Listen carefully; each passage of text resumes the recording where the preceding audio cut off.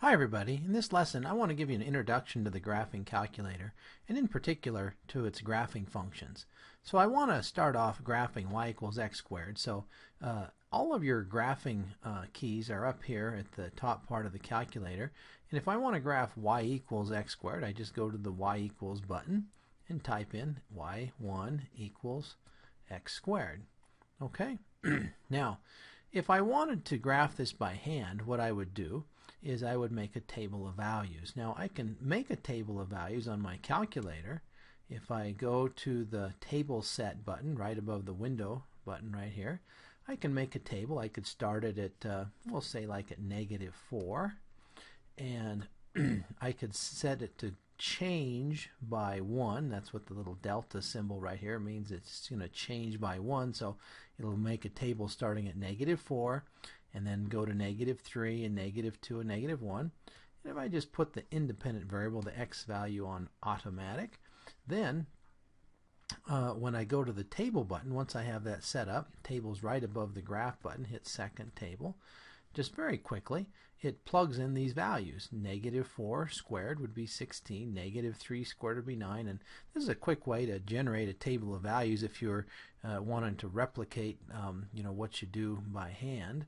And then if I wanted to actually plot those points, your calculator when you graph it doesn't plot exactly these points, but if I hit the window button, then I can set where I want it to graph this value, this particular equation right here.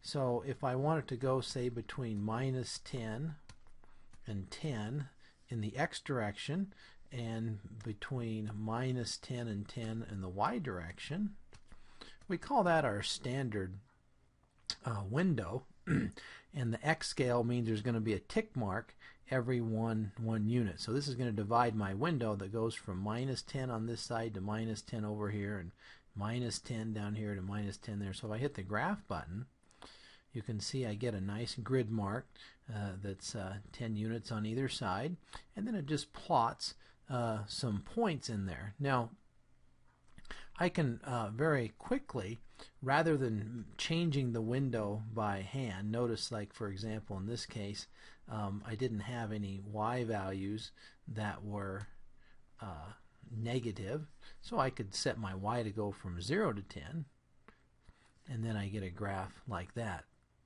But usually when we graph things, we start off in what we call the standard setting, and rather than manually changing that, if I hit the zoom button, there's a special setting, number 6, zoom standard, that allows me to just with one click of the button, it'll automatically change the window to give you this standard setting.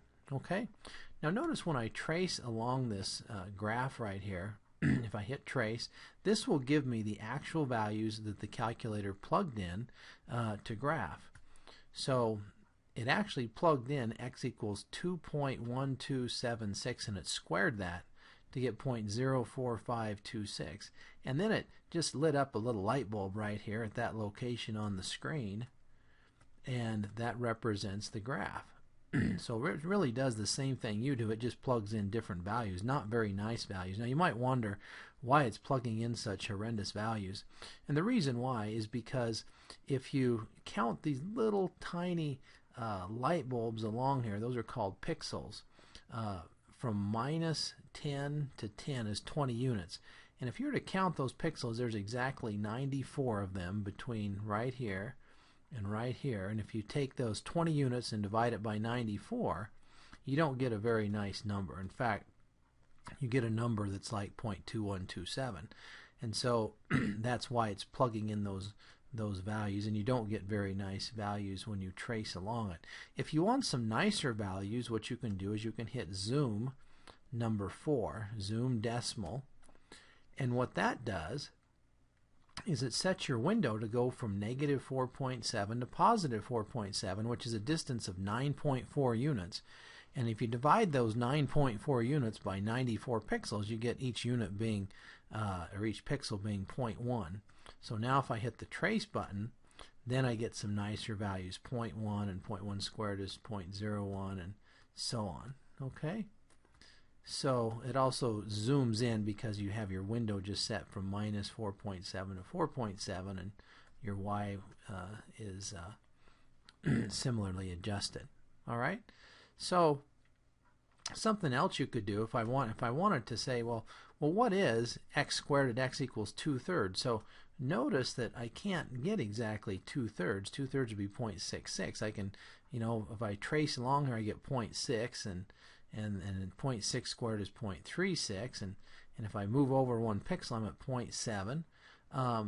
But if I want to plug in exactly 2/3, what I can do is I can go right above the trace button. It says calculate, and I can calculate the value, number 1, and it'll let me plug in any value I want that's within the window region right here. So if I put in 2/3, and I can just type 2 divide 3, then it'll tell me at x equals 0.666, my y value is 0.444. That's 4/9, and 2/3 squared is 4/9. Okay, and if you have several of them to plug in, like if I was to plug in, like say negative 0.5, I can just hit it. I don't have to keep going back to the calculate menu, and it'll figure that one out. Or if I wanted to plug in, like say 2, right? 2 squared would give me 4, and notice that's a little off my window screen at the top, but it still tells me the y value there.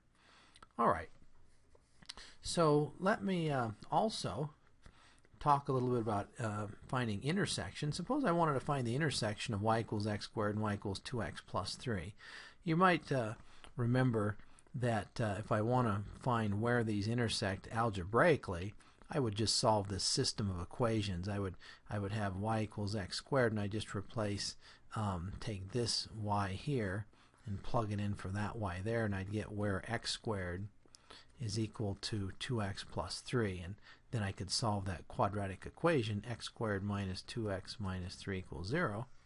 That I'd have to factor as x minus 3 times x plus 1, and x would be 3 and x would be negative 1. Okay? Well, if you're not there quite to that point of solving that algebraically yet in your algebra, we can solve it graphically. I already have y equals x squared. Let's go to my y equals, and let's plug in also a second graph, y equals 2x plus 3. All right, let's hit the graph button on that one now. And notice that it's off my screen, so let me change my window. Let's go back to Zoom 6. All right. And it looks like it intersects at this point right here and this point right here.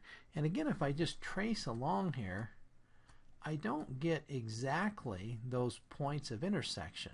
All right, now I believe that x equals negative 1 is a point of intersection from what I did right here, but it's hard to get right on, and it's hard to eyeball it. So what I can do is I can again go to the calculate menu right above the trace button. I can calculate number 5, the intersection.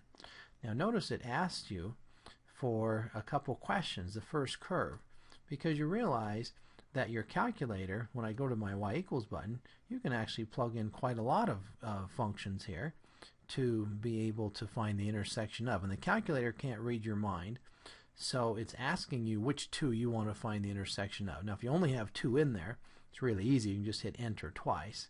Alright, so let me get this set again. I want to hit the calculate menu and the number 5 intersection.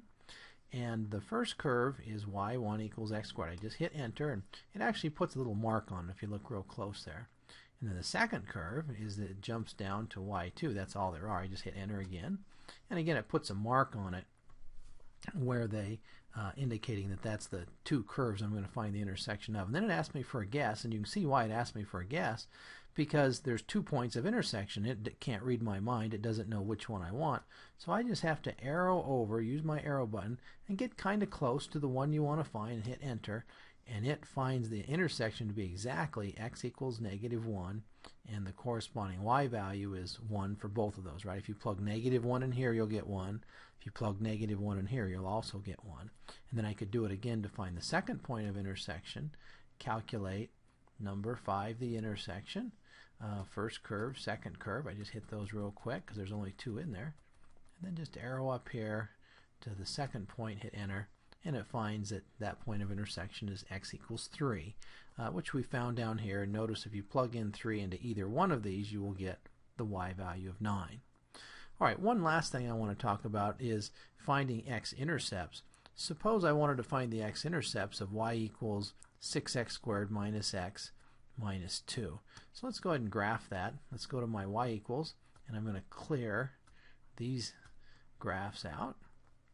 And let's graph 6x squared minus x minus 2. And let's just graph it on my standard window, zoom 6. And you can see that I have a couple points of where it crosses the x-axis, and the real exciting action is right down here. So I really want to just zoom in sort of around right here. So I want to illustrate another zoom feature called zoom box. So if I hit the zoom button, then hit number 1 for zoom box, what this allows me to do is draw a box around the region of the graph that I want to zoom in on.